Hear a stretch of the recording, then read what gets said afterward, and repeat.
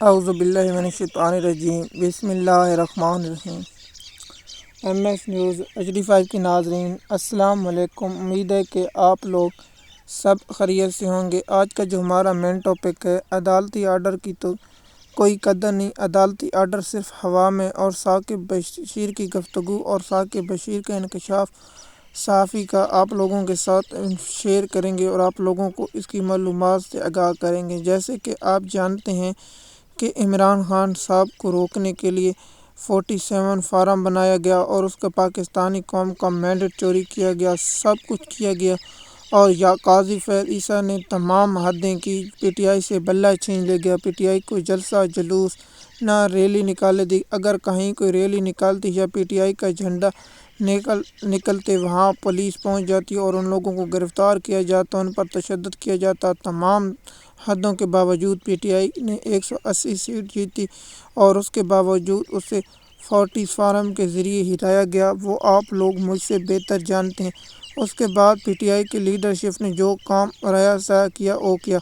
دیکھیے، عدالتی آرڈر آتے ہیں، عمران خان صاحب سے ملاقات کرائی جائے، نہیں کرائی جاتی، اور نہ عمران خان سے ملاقات کرانے میں ان ججوں کی ہمت ہے۔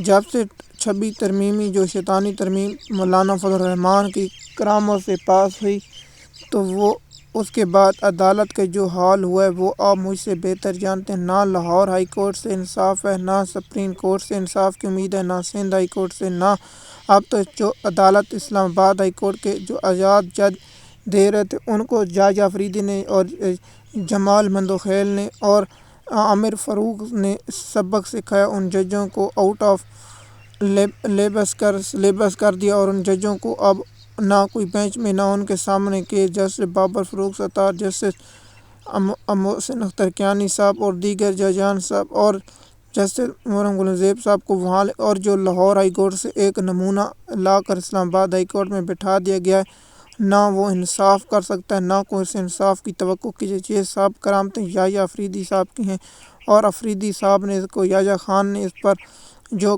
عمران خان صاحب نے صحیح کہا تھا کہ یہ ایک وہ ہے، آپ سمجھ گئے ہوں گے جو میں الفاظ دہرانا چاہ رہا ہوں۔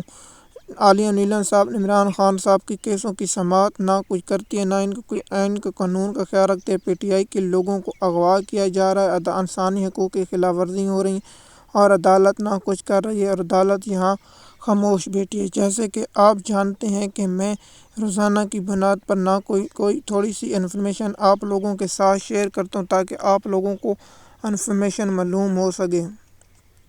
جیسے کہ آپ جانتے ہیں کہ عمران خان صاحب جب سے قید میں ہیں، نہ عدالتیں عمران خان صاحب کو کوئی سہولتیں مہیا کر سکی ہیں، نہ کچھ کر سکی۔ یحییٰ آفریدی کے بعد قاضی فیض عیسیٰ کے جانے کے بعد یحییٰ آفریدی نے جو عدالتی نظام کا حال کیا ہے وہ آپ مجھ سے بہتر جانتے ہیں۔ نہ پاکستان میں اب پاکستانی قوم کو کوئی شخص ایسا نہیں ہے کہ عدالت میں ہم جائیں گے تو ہمیں انصاف کی امید ہوگی، جس پر میں آپ لوگوں کو ہر بار یہ کہتا تھا کہ یہ جو آزاد عدلیہ کے جو آزاد وکیل طریق کہتے تھے، یہ سب ٹاؤٹ ہیں، اور یہ کسی کے اشارے پر وکیل ایکٹیو ہوئے تھے۔